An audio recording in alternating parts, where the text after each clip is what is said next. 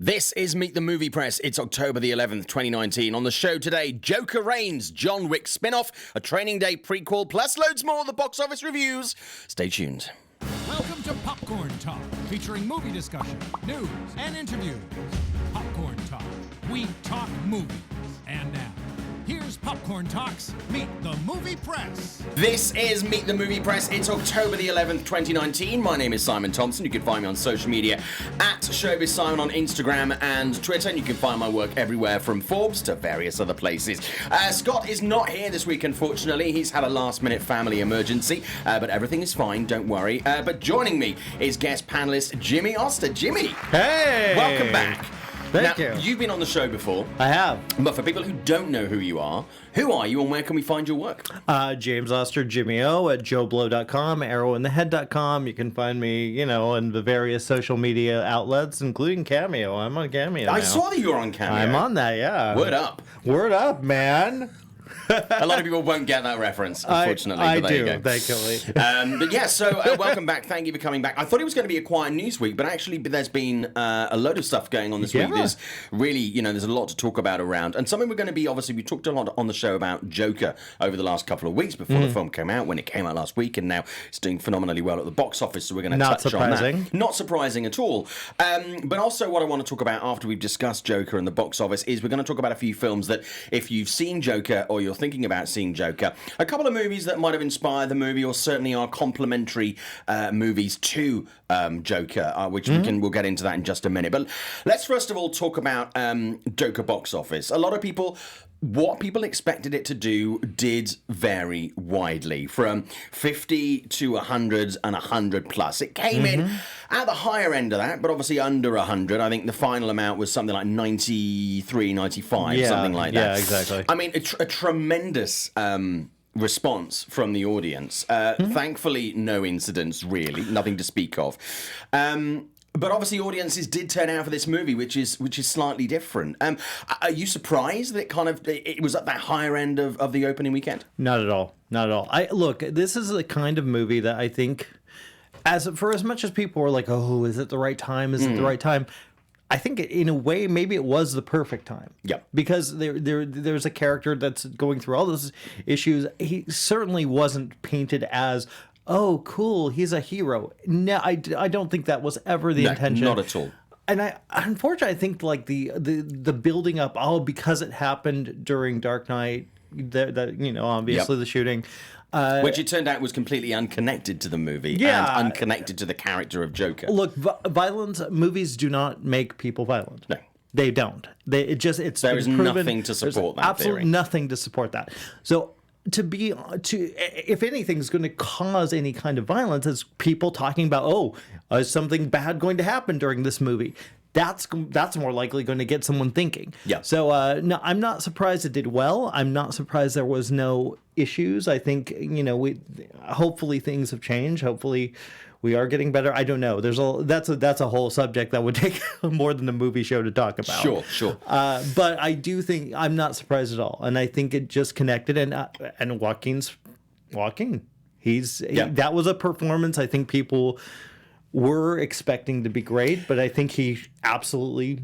Yeah, he went for it. And I think also he's an actor that a lot of his movies, mainstream audiences won't have caught. Movies like The Master, movies like Her, some of his other indie stuff, and some of the stuff that, let's be honest, didn't stay in theaters that long, weren't major projects. But it really has, I think, introduced a lot of these people to Joaquin in a whole new way. Absolutely. In a character they're familiar with, but presented in an entirely different way as well, which I think has worked really well. We're looking at a drop off this weekend of about we're looking at a take around 40, 45 this weekend for a second weekend. So that's a drop off about 40 to 50%. Yeah. Which is fine, which is bad. good. That's not bad at all. But do you think a lot of people, the word of mouth has been very split with audiences? It got a cinema score of B+, which is what I predicted. Eric Weber at Awards Ace, he was predicting a B-. I think actually audiences are going to get a bit more on board with it. I think so. I've come across a lot of people who've come out thinking that it was boring. I've come around a lot of people who thought it was more intense and exciting than they thought it was going to be. So how important do you think word of mouth is going to be on this second weekend, and how important do you think the strength of Joker and DC as a whole is going to affect this second weekend? I think it'll do a little better than expected. I think look, we don't give audiences enough credit sometimes. Look, we know we get these horrible movies and we're all like, why is Paul Blart the #1 movie? Why is whatever? But I think audiences are very savvy, and they as much as we say, okay, there's going to be they go to flock to remakes and sequels, and that's why original movies don't do well. And then, there is some truth to that, but. And this is a Joker. This is a character that people love, for whatever reason, whether it's the comic books, whether it's Jack Nicholson, whether it's what Heath Ledger brought, people love this character. Yeah, always have done. And I think that this particular story, I don't know. I don't think it's going to be a huge drop off. I think we're looking around 40%. Yeah, that's what I think the drop off of 40 to 50 is going to be a bit much. I think it's going to be more the 40% as well. Me too. I think it's really interesting. A lot of people are seeing this as a Joker movie, but they're not seeing it as a DC movie. When you go and see, sort of some of the other movies like Justice League, Suicide Squad, they're very much seen as a DC movie. And people are approaching it. Even things like Shazam, but it does feel different. Yeah. But it is still part of the DC, not the DCU, but part of the DC catalog. Absolutely. Does this bode really well for a darker The Batman? I hope so. Look at Logan. Look at these. Deadpool. I still consider obviously a hard R-rated movie. Yeah. Nudity, whatever, extreme violence, but I don't really consider that the same type of film as I feel like Logan and with Logan and Joker doing as well as they've done. Yeah, of course. People want, but we also shouldn't force a comic book movie to be R just because we want violence. Agreed. A lot of times they just don't. It doesn't work with it's fine to have the PG-13. Yeah. But I think with Joker it was a smart move. Yeah. Obviously, a big part of the show is the people who watch the show. Without you, there would be no point in us doing this every single week. So what we really appreciate is if you're watching the show live, if you take part in the chat on YouTube. So a couple of people in there already. Ricky Davila saying, glad to finally be able to watch the show live again after so long. Ricky, it's good to have you back. Kame Egan, good morning, movie fans. Good morning to all of you. Zeno Hour is in there this morning. Hello. Zeno Hour, welcome back, Ron Jeremy. Oh, my bad. Welcome back, Jimmy O. You do have a little bit of that porn star moustache. Yeah, I do. And I could tell you a few stories about Ron Jeremy, but I won't. Yash is in there this morning. Joker is such a strong IP. 100% agree. Absolutely. Actually, to be honest with you, when it comes to villains, I think Joker has one of the strongest, if not the strongest IP. Absolutely. As strong as many of the heroes in sort of the DC comic world. Sure. 100%. People know Penguin, and they love Penguin, and people like Catwoman and stuff like that as well. But I think really when you think of Batman villain, you think of Joker. Yeah, absolutely. 100%. 100. BlackRock316, good morning. I thought Joker was a great movie. You'd be correct in thinking that, BlackRock. Obviously, everybody's entitled to their own opinion, and I know a lot of people have not liked it. I've come across people who really haven't liked the movie, which is entirely fine, because there is no right and wrong in cinema. No, there shouldn't be. And you shouldn't be. That's the thing. It's like, I have seen a few people get a little over upset when someone says they don't like the movie, or when someone says they do like the movie. It's like, it's opinion, guys. It doesn't matter. At the end of the day, it really doesn't matter. Yeah.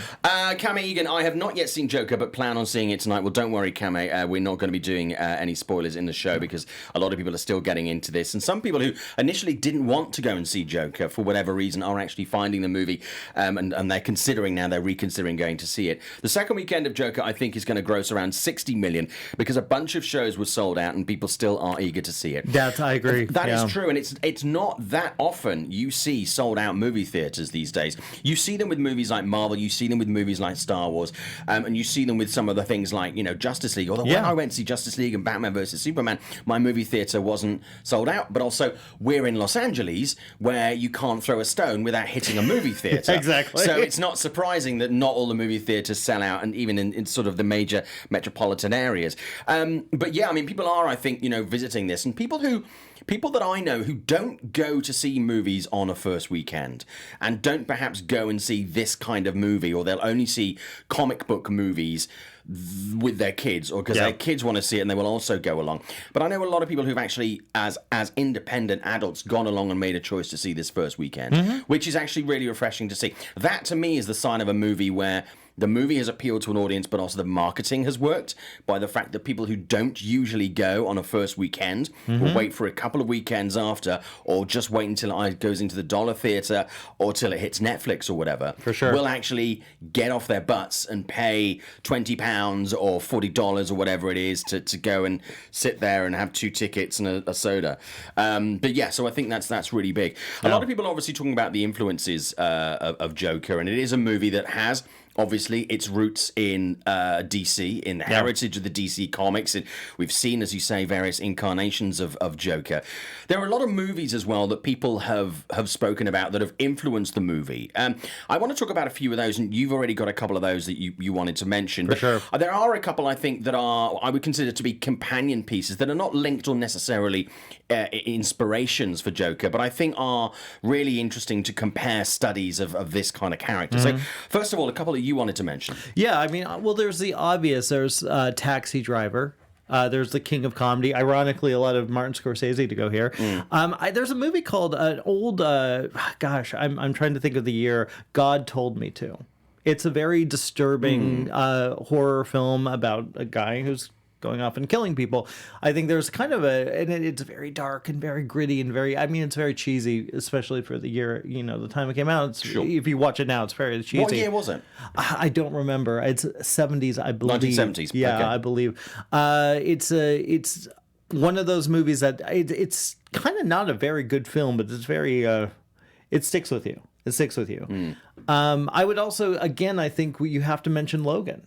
You have to mention Logan because I think Logan really kind of opened the door for telling a quote unquote comic book story, but kind of putting it into the real world and giving it a real feel, and instead of just like, oh yeah, they're gonna go to space and do whatever. I like that. And what was really interesting with Logan is, unlike movies like Joker, where you've got a character that you already know, but you switch out the actor to give that interpretation in a very different and dark way.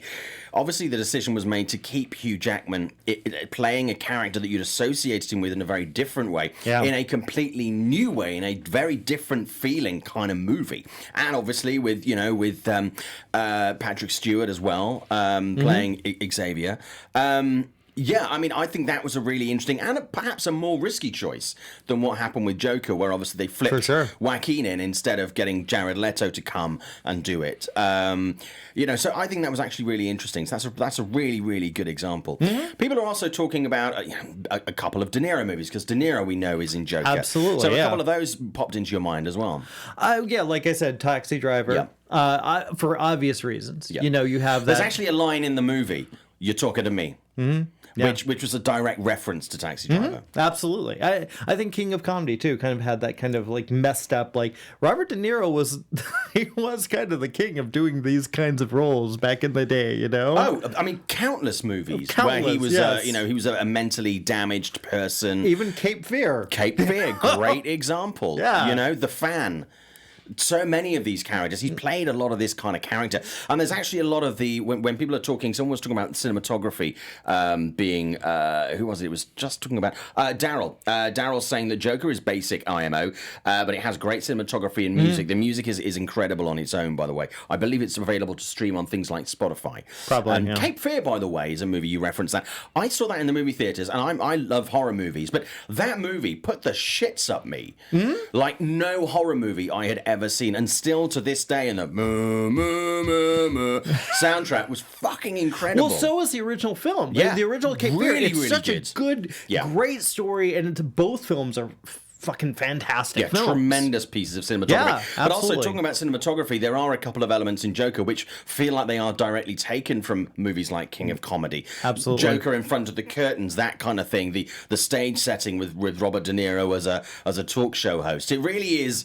It's interesting to see those references. A couple of other ones that I came up with this week, and I know some of them may be mentioned in think pieces as well, but I think are worth mentioning here.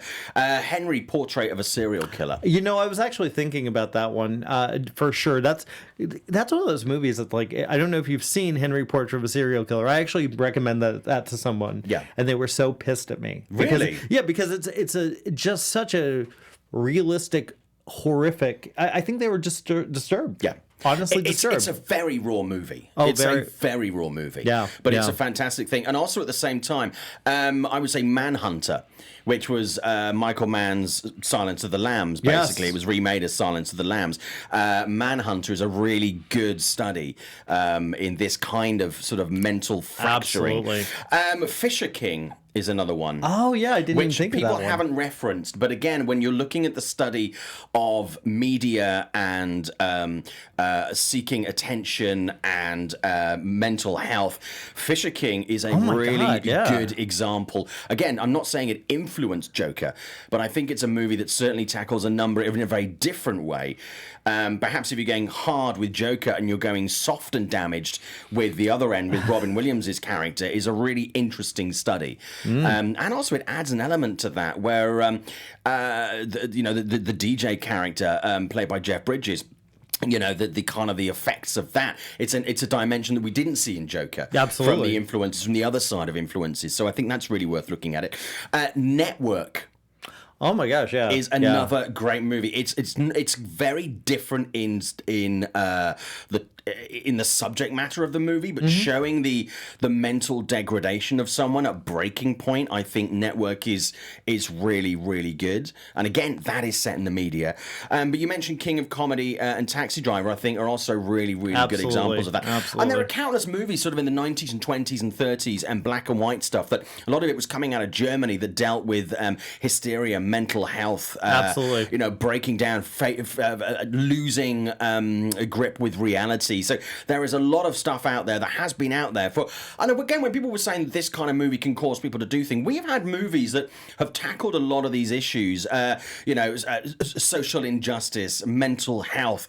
That all the things that are so many things are included in Joker that have been touched on previously in cinema, and nobody's really batted an eyelid. But we do appear to have, as you mentioned earlier, this knee jerk of like movies made me do something, which there has been no proof of, because it used to be the devil made me do it. It's always something. It's always like whether it's the movies or the video games or Marilyn Manson. I believe I think it was the Columbine shooter. They were like, oh, he played these video games. He played Dance Dance Revolution, for God's sake. That's not going to lead to a shooting. And in the UK, we had the Hungerford massacre, where everybody linked that to Rambo, and we had Jamie Bulger disappearing, being murdered by two boys, and that was because apparently they'd watched Child's Play. Yeah. So these arguments are nothing new, and there's actually a documentary that came out earlier this year, which is my favourite documentary of the year, called Hail Satan? ?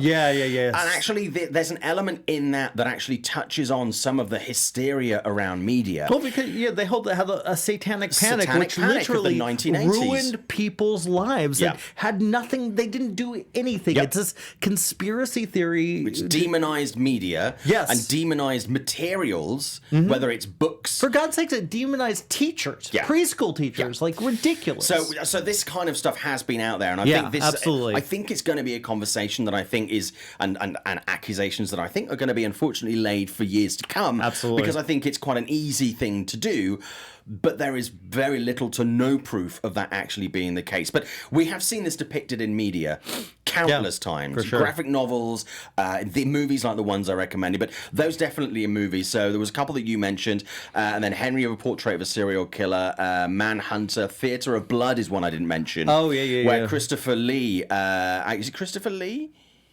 No, it's not. It's Vincent Price. Oh, yeah. Vincent Price basically is a actor, and theatre critics are trying to tear him down and destroy him. So he basically sets about killing these theatre critics. Yeah. Again, there are elements of this Joaquin Phoenix Joker character within Vincent Price's character. Well, Jesus, look at literally almost every freaking horror movie from the 80s. It's usually a prank gone wrong, whether it's Terror Train or Slaughter High or Jason. Jason, yes. Michael Myers. Yes. They're all there. These are not characters that are hidden. I saw Halloween when I was like 7. That's the first time I saw the movie. I had a teenage sister named Judith. I didn't kill her. Right. That just doesn't happen. I mean, a sick mind is a sick mind. It will get inspired by many influences. A lot of people are responding to what we've just been talking about. Let's have a look. Joker, probably a B+ Phoenix is a whole movie. Joker, in my honest opinion, is a masterpiece and over time will be loved like king of comedy. Yash saying Split is another movie, also an influence and a little Sixth Sense. Elements of that, obviously, with the altered reality. Yash saying Shyamalan influence is ironic, lol, because Phoenix was in Signs, of course. Yes, he was. Pocket Rocket Raccoon, Joker is an instant modern classic. We have Ryan in the booth who's saying that Fisher King is a great comparison. Pocket Rocket Raccoon, Christine, Cape Fear, freaked me the fuck out, says Kame Egan. It still is. It's a movie I revisited about a year ago. It's a good flick. It's a great movie. It is. And also, I believe Ileana, who does a show here at Popcorn Talk Network, she was actually in that movie. Oh, really? I believe. Ileana Douglas. Freaked me the fuck out. De Niro did a superb job as a mentally disturbed person.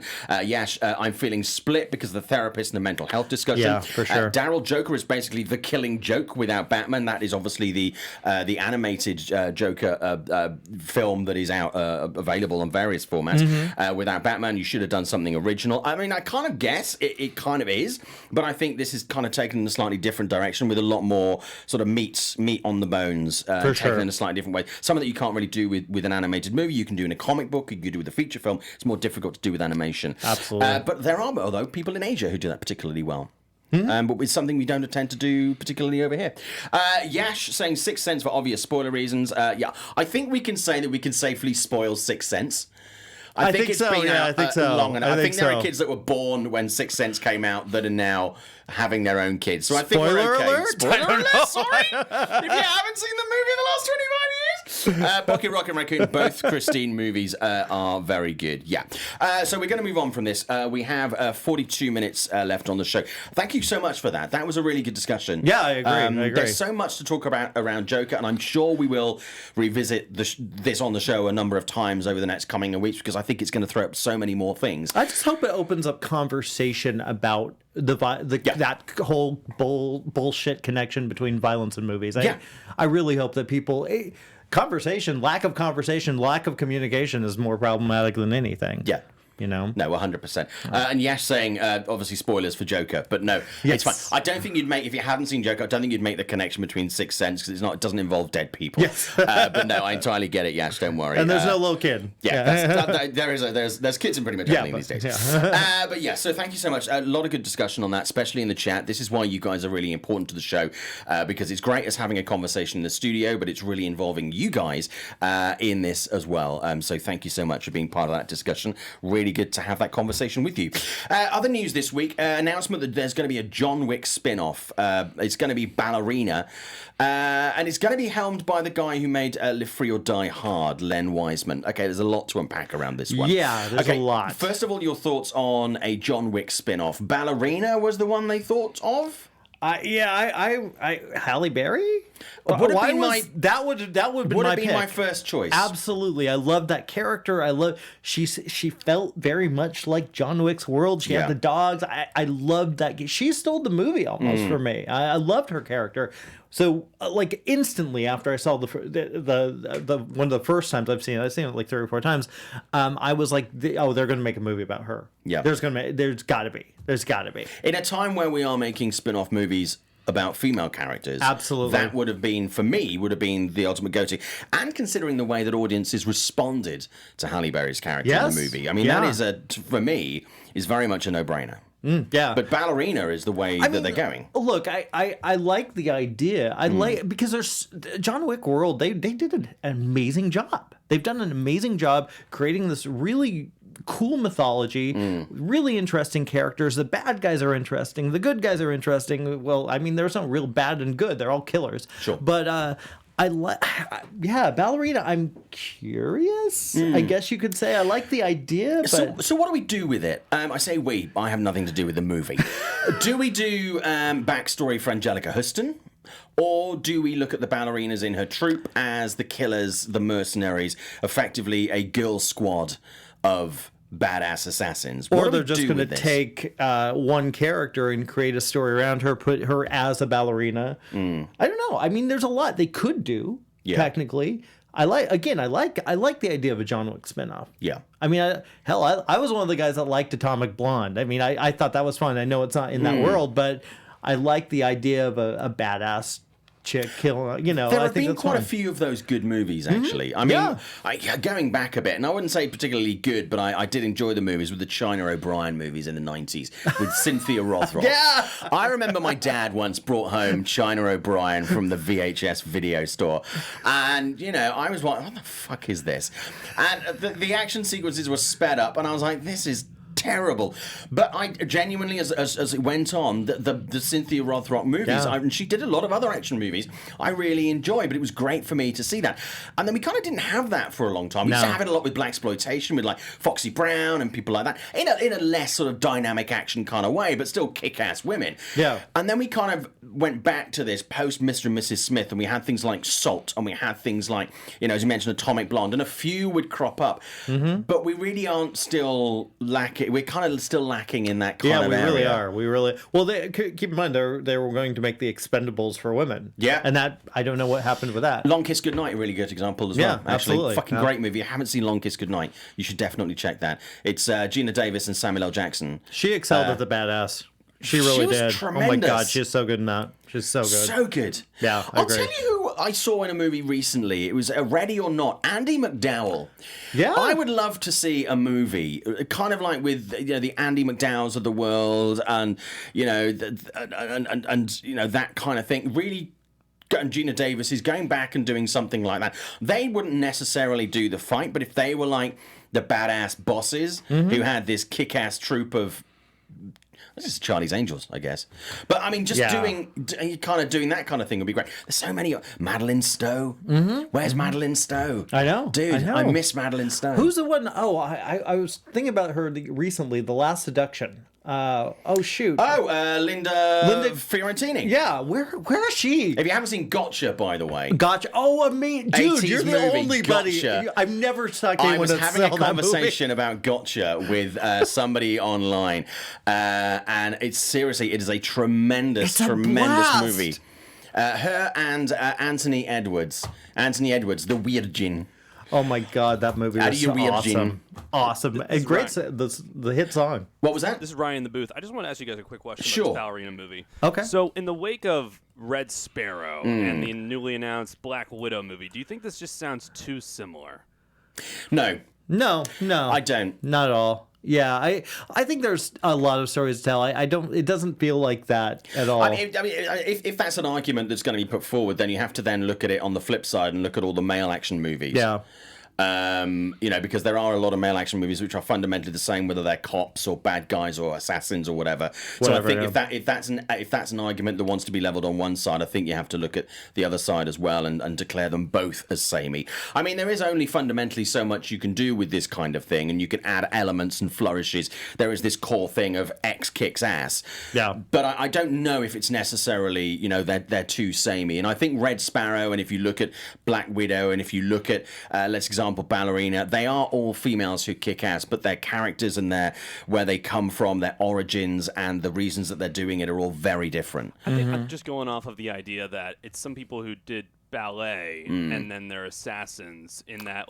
Going to your argument that Halle Berry would have been a more interesting character to visit, it doesn't take those two elements, whereas we know Black Widow did similar ballerina type work in Russia, and same with Red Sparrow. Oh yeah, for sure. That's what I think I'm going off of instead of just another. But again, action. that's coming from a cultural point of view, where by the fact that culture, ballet is a major part of culture in Russia. So this is where that kind of all comes from. But then if you look at Black Widow, who is a Russian character, that's not ballet related. That is to do with a different kind of heritage. So I do understand your point. It's a point worth raising. But I don't necessarily think it's the same. Otherwise, the same thing could be leveled at, it's another cop movie or whatever. Jimmy, your thoughts? And to be fair, I mean, I actually liked Red Sparrow. I thought it was actually a pretty good film. It didn't really do well. It didn't really have an impact. So I don't think people are going to be really comparing it to that. Yeah. I think it'll be more of it's a John Wick thing. I don't think we're going to have that. No.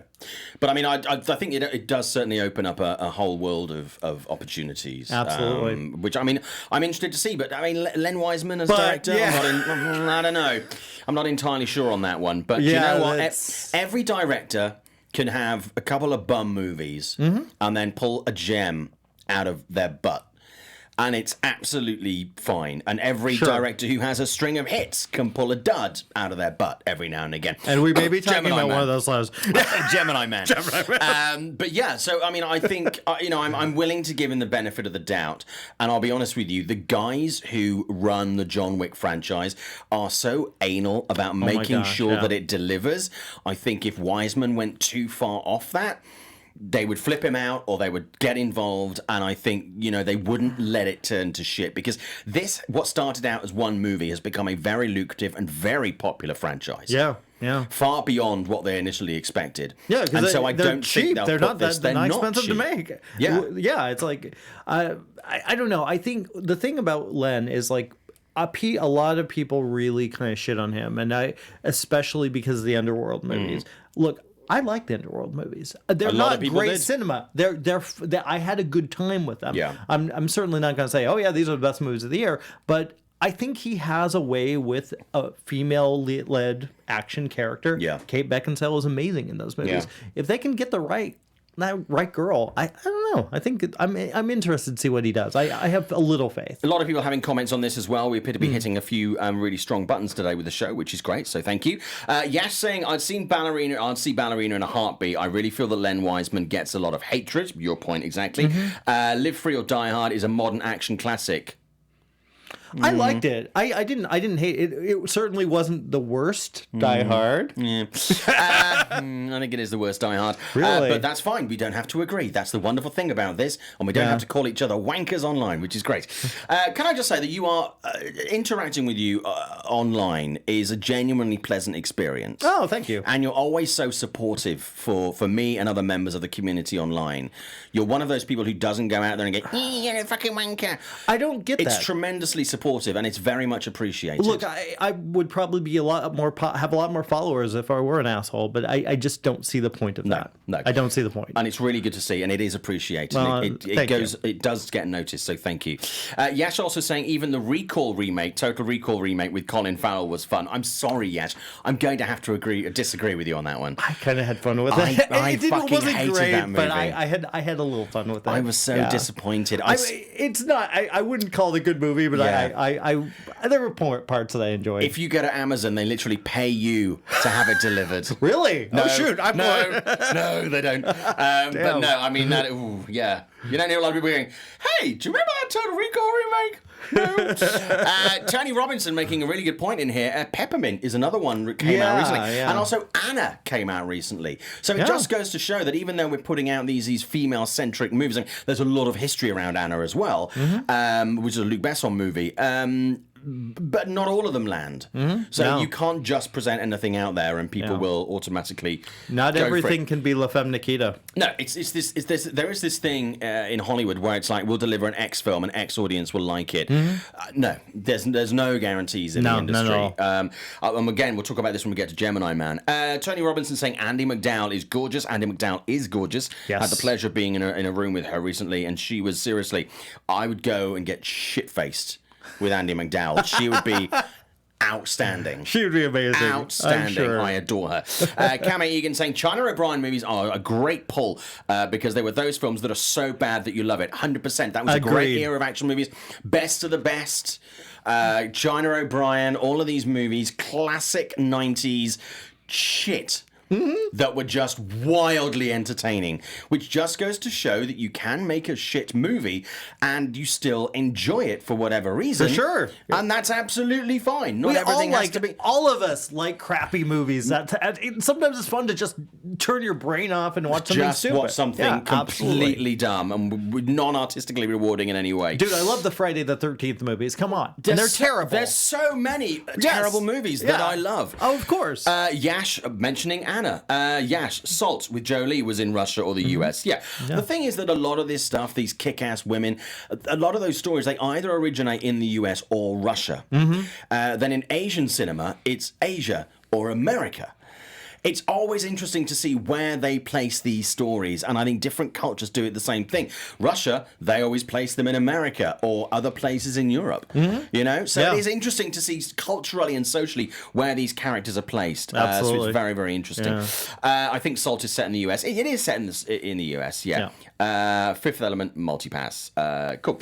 Jimmy O announced from Nick Vinding Refn headed to HBO. We'll file this one on things I didn't expect to drop onto my timeline on Thursday night. Speaking of a movie series that I love that's terrible, but I love them. Great! Oh my god, so good. They're so good, and I love the idea that he's doing it. Yeah. Are you freaking kidding me? I have no idea how these two things came together.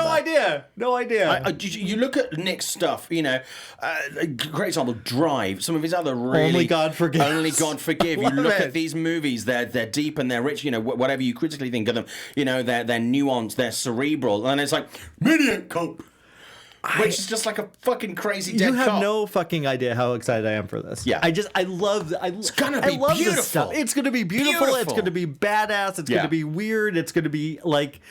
I'm full all in. I don't even need to see a preview for this, and that's rare. That's rare that I get that excited. He's just a voice I find really interesting. I love that he's divisive. I love that he takes chances, and I love that you can go and see one of his movies and go, "That was complete garbage," but you still, I don't know. There's something in there that you like. Yeah, there's something in there that you like. I think he's just big fan.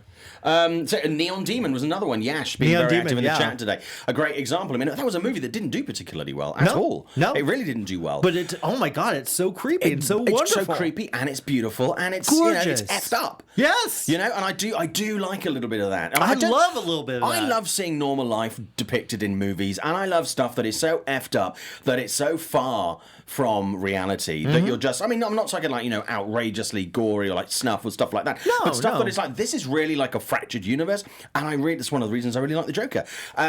This kind of thing, and I'm like, you can have, and on HBO.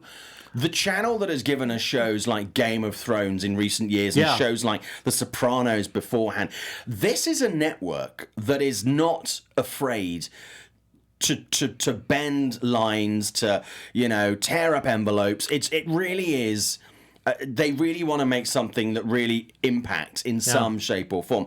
This, to me, is a genius idea and a genius pairing. It's amazing. Did you see this coming at all? No. I mean, look, what I've learned to expect from Nick is that just expect the unexpected, because he's just going to do these weird and wild things, and I love it. I love his films.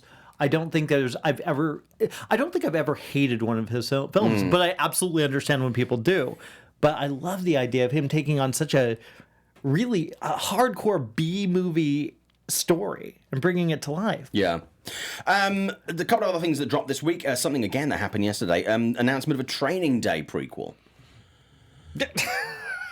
I mean, again, this is something that I had no idea was going to be coming up. Sometimes we hear whispers about these things. You know, we hear it on the, you know, sort of in the industry, and we don't really talk about it. But this is one that I had no idea was being discussed at all. It's basically taking us with the characters from Training Day, taking them back to the days before the Rodney King riots in Los Angeles, and kind of showing that happen. I think this I'm very interested in. I'm intrigued by, for sure. I'm wondering who they will get to play the younger version of the characters, though. Assuming it's the same characters, they'll or just they might digitally do them, you know, make them younger. We'll talk about that later. Gemini Man. We'll talk about that later. We are going to be talking about Gemini Man in the show later. But I mean, which way do you think they should do? Do you think they should keep the original characters or reference the original characters, or do them with different characters? I don't know. I mean, if you're going to do a prequel, have the original characters. I think there's. I don't know. I'm not 100% on this one. I just, because everything has to be a prequel, we have to explain everything. Why do we have to explain why Michael Myers killed Laurie Strode? Why do we have to? But it's kind of a moot point to complain about, because it's going to happen to like every movie.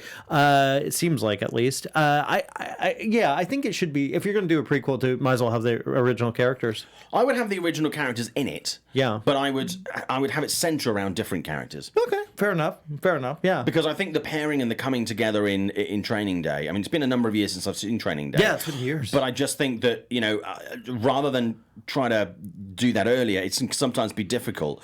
That I would actually go. And then you sometimes get when you have people doing characters that you've already seen later in life doing it. They almost do impersonations of characters with the nuances and the very true. The sort of the personality quirks and stuff like that. And I would really want to see. I'm happy to have those characters referenced and as part of it, but I would really like to see it focus on two different people, kind of similar characters. I'd like it to be a black guy and a white guy. I think that dynamic, especially given the timing of this, would be really important. I think there are a lot of issues to discuss there, but I would like to see it focus on different characters. What they're going to do, I don't know, but I think it would be quite interesting.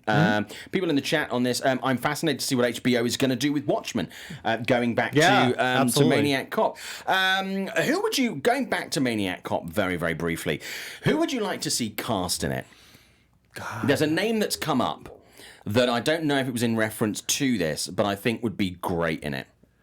You know who I really like, and he because of it, he's being seen more as Jimmy Ransom or James Ransom. Oh yeah, I love him. I think he could play that character with no problem. I would love to see more of him. I think he's a really great actor. The name Nicolas Cage has been thrown out. I mean, he's getting interesting lately. His movies are really interesting, so maybe. Interesting. Interesting. Yeah. Some are interesting. Yeah. I mean, pronounced shit. A lot of shit, but but then which reminds me, like I have Primal to watch this weekend. I got sent a screener link to the one about the tiger. I want to see it. I think it looks fun. Die Hard with a kiddie. Woohoo! On a boat under siege. Kind of. We'll see how that goes. But interesting there. I mean, it'll be interesting to see how that project comes along. We'll see.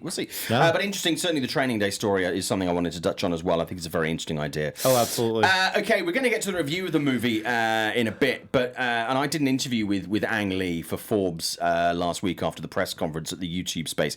So if you want to go to Forbes.com and check that out, if you search for Ang Lee, you'll see my interview. We had a really great discussion about the fact that it obviously cost a lot of money to make. It is technologically very advanced. They used a lot of new stuff. The guys from Weta worked a lot on it, but he's had a couple of bombs. Most recently was the Billy Lynn movie. Yeah, which was also a higher frame rate. Which is also a higher frame rate. And we'll get to frame rate in a second, but he was basically saying that for him, he thought, audiences were wrong about that movie, but box office is not everything. So if you want to look at how an Oscar-winning director who's gone from small Asian movies to big-budget, high-tech American studio movies completely poles apart. To Oscar-winning things like Life of Pi and Brokeback Mountain. Yeah, absolutely. It really is an interesting little chat, and he is amazingly frank. I was very surprised how honest he was. So do check that out. That is on Forbes.com. If you search Ang Lee or my name, you'll find that there.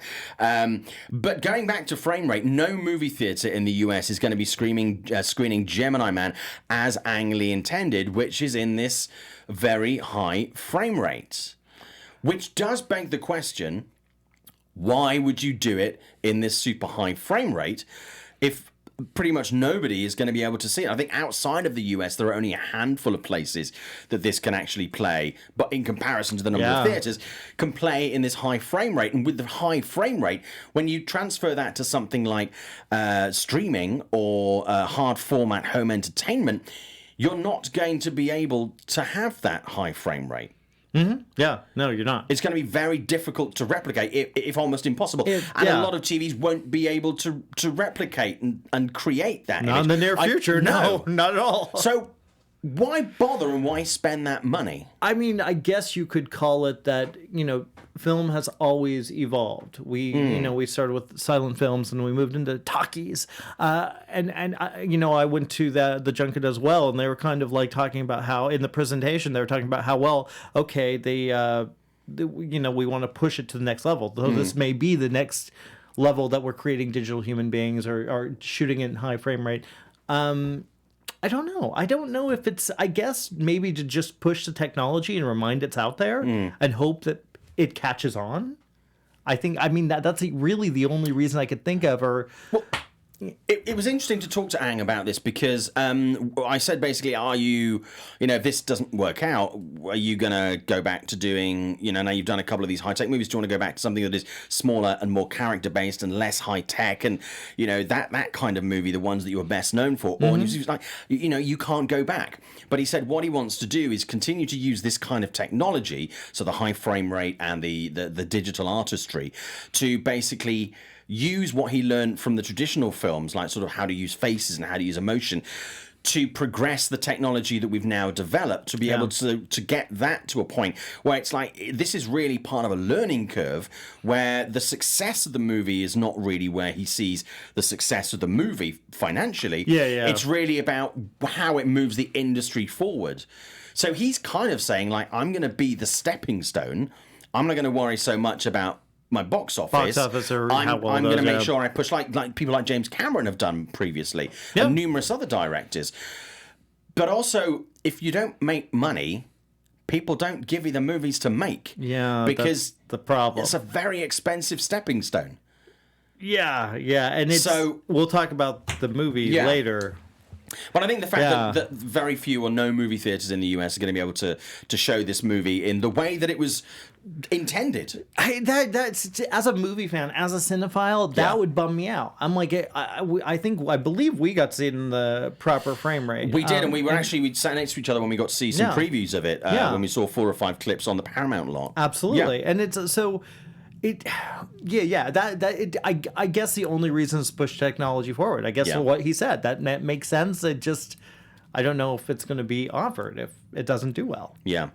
Let's move on to a couple of other stories to want to touch on very quickly before we get to reviews. We've got 14 minutes left on the show. We are going to be talking about some of the movies that are coming out this week, including Gemini Man. I want to talk about Parasite as well, and we're going to look at the box office. But a couple of things I want to touch on. The Matrix 4 gave some casting news this week. I always get his name wrong. Abdul Mateen.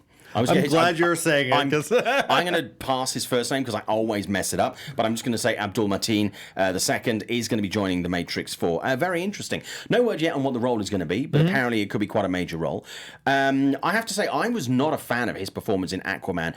How dare you? I'm going to go and send a nasty tweet. I liked him in that. I liked it a lot. I thought it was terrible. No, I had fun. But other stuff he's done, I really liked. Okay, fair enough. Yeah, I generally like him. I've interviewed him before. He was a really nice guy.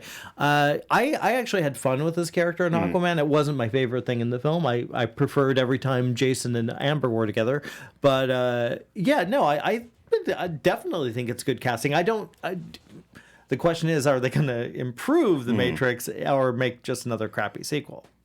That's the thing, because we had 2 of those crappy sequels previously. We did. Yeah. So we don't really want to have that again. No. But I think interesting casting, and I think it's really nice is we have a handful of very talented African-American actors, and Hollywood tends to be quite lazy sometimes, and we're casting the same 2 or 3 in roles. And I'm very good to see that someone like him, who is amongst those who has great promise, is getting to have this kind of role. And Hollywood hasn't been lazy and gone, let's get us, B. Jordan, let's get Michael B. Jordan, or let's get whoever, so these actors don't burn. And it's really, really good. So, like I say, I did not like him in Aquaman at all, but he's done other things that I've really liked him in. Fair enough. Other casting news this week: Little Mermaid, Daveed Diggs is heading under the sea to play Sebastian. I love that dude.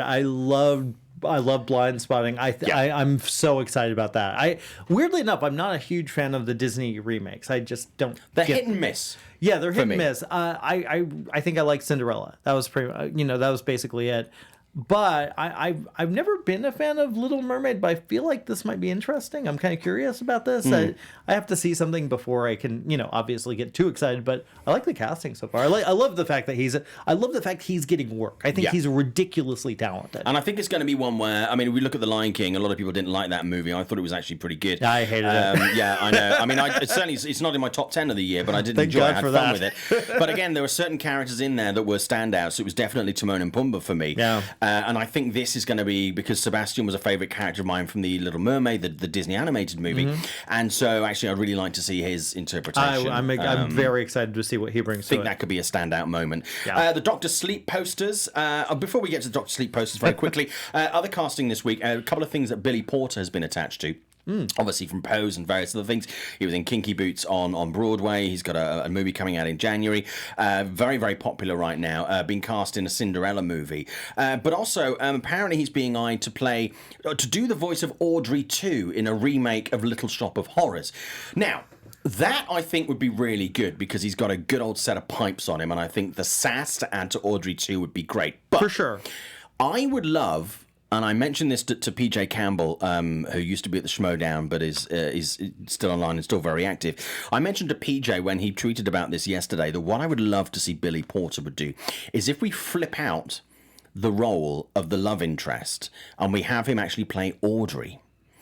And I could imagine him singing stuff like Suddenly Seymour and Somewhere That's Green really, really well. And you could be same sex, or you could flip out, the Seymour and have a woman play that role. You could play around with that. It doesn't have to be exactly like it was in the original. That's an interesting idea. I think he would be great as Audrey. I think that's an interesting idea. If we kind of play around with what Little Shop of Horrors... I mean, I'm a big fan of Little Shop of Horrors. Oh, yeah, me too. I love the movie. Yeah. The one from the 80s, I'm a huge fan of. I like both, yeah. I'm a fan of both. And I just think that would be a really interesting... If we're going to do something a little bit different with it rather than redoing the same thing, I think having Billy as Audrey, let alone Audrey 2, would be great. I think that's a great idea. I think... I'm in. With his pipes and his drama. Oh, for sure. Yeah, just get the right whoever you're going to cast him off of. Yeah, I think I'd be in for that. Yeah. If you're going to do that, if you're going to remake it, at least make it a little different, make it a little fun. Yeah, and you could definitely have the Seymour character, as a downtrodden woman who was never, who loved this guy who never saw her, was always going out with these terrible people, and it could be really interesting. Yeah, I think so. Could be interesting. So that was just an idea from me. But very quickly, let's touch on the Dr. Sleep posters. Now, these appear to really want to make you sure that you are seeing something that is a sequel to The Shining, whereas originally when the movie was put together and pitched, it was very much a case of, yes, the book is following on from The Shining, but this is not a Shining sequel. Appear to have changed on that. Yeah. Your thoughts on the posters, first of all, and that flippage? I think it's good. Personally, because look, there's a lot of people. One of my good friends hates the movie. He thinks it's terrible. I disagree strongly. I think the movie is a masterpiece. Okay, but he's a big fan of the book, and there's a huge change. It's not the same. Yeah, and of course Stephen King is very, very well known for not being a fan of the film. Yes, but here's the thing: people who are expecting this, I think a lot of them are wanting a Shining sequel. Yeah. Many of them maybe haven't read the book or are they see Jack Nicholson, they see Shelley Duvall. I like the idea that they're taking on both, and they're trying to. And I have a lot of faith in Mike Flanagan. Yeah, I think he's an incredible director. He's a great a great voice in genre. He's also a lovely guy. He is a lovely guy, really nice guy, and I think that he's playing it smart because you can be a fan of the novel, you can read the book Dr. Sleep, and still get stuff out of it. I think he's going to do a really good job. I'm very excited about the movie. Me too. I'll be honest with you. But one thing I'm quite surprised is, being members of various guilds, you get to go on awards sites and look and see what people are putting up for awards, and they're doing screenings and stuff. And Warner Brothers have not put Dr. Sleep on their awards site yet. No, they haven't. Yeah. And I'm very surprised by that. Because I thought, It 2 is on there, Lego Movie Part 2 is on there, Mother Brooklyn's on there, the new Clint Eastwood movie is on there, Guided by the Light is on there, and there's the Springsteen documentary as well. Yeah. But there's no Dr. Sleep. Really? And I'm very surprised by that. Yeah, maybe it's too early. I don't know. Maybe.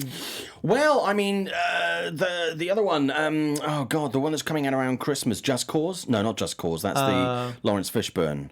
Yeah, one. yeah. I think I've completely forgotten the name for a second. I'm seeing it. I'm seeing it at the weekend. But yeah, that's already up there, and I'm just quite surprised the Dr. Sleep that's out in a couple of weeks is not up there. Yeah, that's true. I was just surprised considering. What they're doing with it. I just thought that might be up there for something, but there you go. Maybe not. Okay, so I'm not going to have time to touch on any of the other movies of the week, but I do want to very quickly touch on box office before we talk about films that are out this weekend. Gemini Man, obviously, is one that's probably going to be the biggest release of the week. Did previews of 1.6 million on Thursday, which is kind of okay. Ad Astra did 1.5, so this is not exactly a great thing. No, it's not. A lot of people posting pictures on social media last night of pretty much empty movie theaters, which for a Will Smith studio movie is a little bit of a surprise. Addams Family, 1.25 million last night on previews, so we're seeing that is not that far behind Gemini Man, which is alarming. I would not at all be surprised if Addams Family beat Gemini Man. Well, this is what I was going to get to next, actually. Looking at what Box Office Mojo is saying, it looks like Joker's going to remain at the top. No surprise there with about 45. I think we're going to see 50, possibly 60 this weekend, so we'll see how that goes. Addams Family, number 2 with 29. Gemini Man in number 3 with 21. Abominable, 6.7 million in 4th place, and 5th place, Downton Abbey, 5 million. Jexy is the other major release of the week. That is coming in at currently 7th or 8th place with 3.5 million. I mean, Jexy actually moving on. I mean, I'm not entirely surprised by that, to be honest with you. But just we've got 5 minutes left on the show. So Jexy was not screened for critics. It was screened for people who did junket. Unfortunately, they didn't show it to critics. So I don't know what that's like, but that is not usually a very good sign when you have a comedy that's going to be hitting theatres and there's very little advertising for it and you're not showing it to critics. So if you're going to see it this weekend, I would love to definitely know what you thought of the movie after the show, obviously, and this remains on YouTube. You can feel free to comment below. Let us know what you thought about Jexy or any of the other films you've seen this week, or by all means, seek us out on Twitter. You can find me at Showbiz Simon. Jimmy is at JoeBlow.com, arrowinthehead.com. Fantastic. And also, you can also find the show on Twitter at Meet Movie Press. Also out this weekend, Addams Family. Unfortunately, didn't get to see that this week because no, I missed it. There was only one screening this week, and unfortunately, when those come in quite late, you can't do stuff. Absolutely. I had a awards season screening, so I couldn't make that. But the general consensus from critics so far appears to be that this is very much a family animated movie. Don't think about it as Addams Family or Addams Family values. It'll be interesting to see how that does. But there's nothing really out there right now for families. So if you're in that market, I think it's going to have a pretty... I think it'll do probably a little bit better than people expect. Parasite is a movie that a lot of people have been talking about coming out of festivals. It is Bong's latest movie. Who I'm a huge fan of, and I didn't get to see it. It's really killing me because I'm looking forward to that one. I'm hit and miss with his stuff. Some of his stuff I really like, and some of the stuff I'm not a massive fan of. Okay. Parasite, for me, a lot of people are very, very excited about this movie and saying it's one of the best movies of the year. I really appreciated this movie. I think it is really, really well done. But I didn't love this movie. Okay. It didn't blow me away as it has some other people. The problem for me, and I'm not going to spoil this because I know a lot of people will want to go and see this, is the fact that there are some really well-written characters in this, but I didn't like any of the characters. And when you don't really like any of the characters and feel any connection to them, or even if they're like not nice people, you feel something for the character. I just didn't feel that because there's nobody. I didn't feel that connection to the characters. It's a great story and it plays out beautifully, but when I don't have that connection to the characters, when you see things happen to people and you're indifferent, it doesn't have an impact. You don't have that connection. So as a great movie, I think it's as far as cinematography goes, I think as far as the way it's constructed, the narrative, the idea are all great. And I know a lot of people are going to love this movie, and I think people are absolutely right that it could be nominated for, potentially Best Picture, certainly Best Foreign Language Film, could very well walk away with it. It is a great example of his work, and it's also a great gateway piece if you've not seen some of his stuff. But it just didn't work on that next level for me. Okay. But the way that it's done, I take my hat off to him. He's done a really good job with making a great movie. It just didn't quite tip that balance for me. But it's still definitely worth seeing. I will see it 100%. I can't wait. Yeah. I can't wait. And it's just really well done. I mean, it's really great. It plays out wonderfully. I just didn't feel that connection with the characters. Fair enough. So let's spend the last couple of minutes of the show talking about Gemini Man. I mean, no disrespect to Ang Lee or Will Smith. He's and a Jerry wonderful Bruckheimer. filmmaker. These are good filmmakers that, yeah. And I think if anybody was going to get together and try to pull off this movie, this are the three people that I think with Weta were the ones that could probably make it work. And this movie has been in production hell for 20 years. They've got together, they've tried to pull it off, and they just haven't. The problem is they have, visually speaking, the younger Will Smith is really impressive. There's some actually really impressive scenes where they're fighting with each other. That's what we first saw, and it looked very promising. But then the script. Script is appalling. Wow. For a movie that's been basically in various forms over 20 years, this is the form that they decided It reminded me of like watching a CBS pilot. like a lousy Yeah. CBS cop show or something like that. It was so just lazy and uninspired. I didn't care at all. It felt like you mentioned that the branding sci-fi. It felt like the pilot episode of a sci-fi Yes. TV show. Okay, yeah, that's a better example. Absolutely. And it I mean, with better visuals, but the high frame rate, I'm still not feeling it, man. I'll be honest with you, the high frame rate, I don't know whether it's my eyes or whether seeing it in 3D, which was just too fucking much, to be honest with you. Yeah, it was a bit much.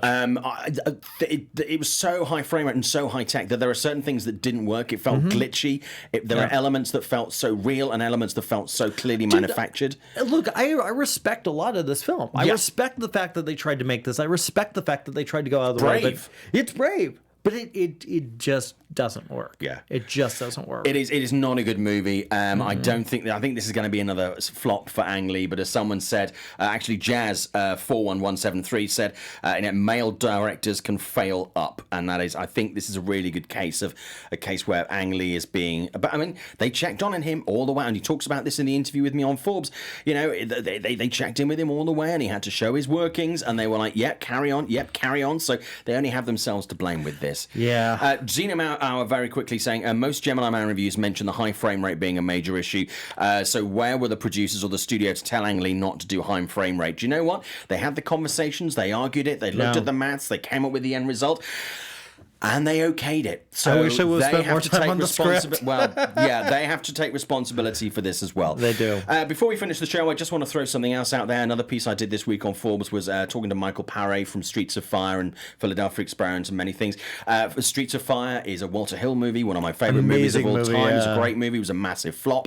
If you have never seen that, revisit it. I did an interview with him and we talked about the fact that he does want to do a reboot or a sequel or possibly do a TV spin-off. So that for Streets of Fire fans this week was really good Bring news. Streets of Fire to TV. That's what I want to see. I love it. I do too. Great to talk to Michael. We don't agree politically, but still it was great to talk to him. Yeah. But yeah, so we'll see what happens. Didn't get to talk about a Joker sequel. We'll talk about that another time. Yeah. I mean, we don't need it. I don't think it's going to happen. But, we've had so much to talk about this week. Thank you so much, Jimmy, for being on the show. Thanks. For those people who don't know who you are or where they can find you or your work, who are you and where can we find your work? Jimmy O, JoeBlow.com, ArrowInTheHead.com, every social media network out there. And my name is Simon Thompson. You can find me at ShowbizSimon on Instagram and Twitter. Thank you so much for joining the show. If you like the show, subscribe. Do make sure that you put this show on Twitter and tell people that it exists, because the more we have the audience, the more we can keep doing it. Without the audience, there is no point. So thank you so much for tuning in. Thank you for being part of the discussion. We really appreciate it. If you're going to catch a movie this weekend, do let us know what you've seen and what you thought. If you're checking something out on streaming that you like, let us know as well. There's a little movie coming out that's to do with Breaking Bad that dropped last night, but I think a lot of tired people in work today. They all stayed up until midnight to watch it. Give us your thoughts. We really appreciate it. I'll be back next week. Scott will be back next week as well. Thank you so much for tuning in. Have a great week, everybody. And don't forget, cinema, whatever you like. It's totally fine. Have a good one. From producers Maria Menounos, Kevin Undergaro, and the entire Popcorn Talk Network, we would like to thank you for tuning in. For questions or comments, be sure to visit popcorntalk.com. I'm Sir Richard Wentworth, and this has been a presentation of the Popcorn Talk Network.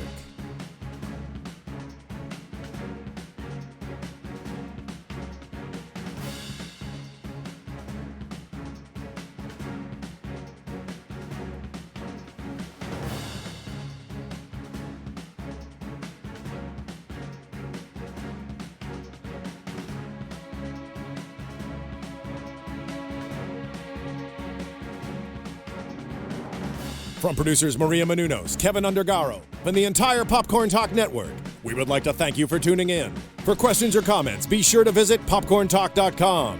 I'm Sir Richard Wentworth, and this has been a presentation of the Popcorn Talk Network.